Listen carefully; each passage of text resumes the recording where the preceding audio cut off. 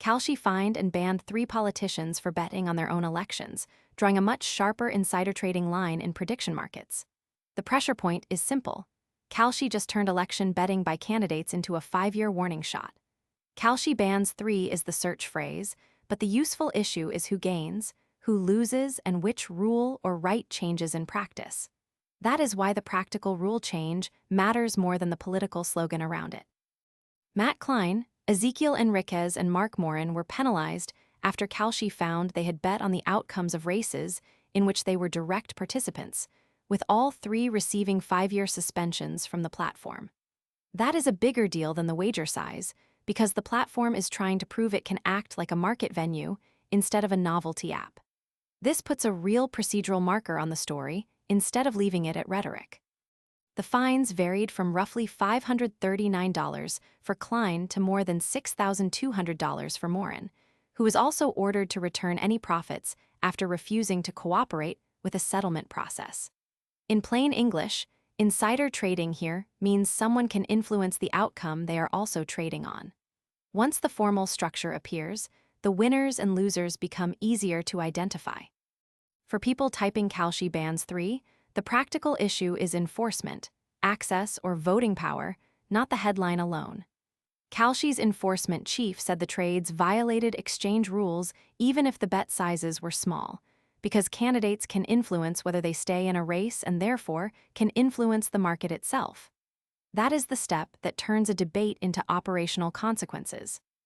The mechanism is simple insider access. A candidate knows more than an outside trader about campaign decisions, strategic withdrawals, and internal viability, so the platform treats that informational edge as a market integrity problem. Anyone searching KW is really looking at a credibility test.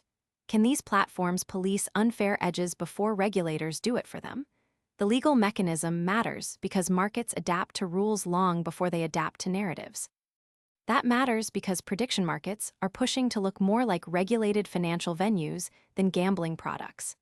To do that, they need to show they can police behavior that would look obviously compromised in any other market.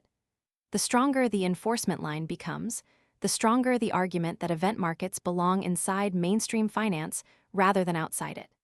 This is where affected users, platforms, or investors start calculating real compliance or access costs. What remains open is whether platform self-policing will satisfy critics, or whether state and federal regulators will push for formal rules that go well beyond candidate bans and platform settlements.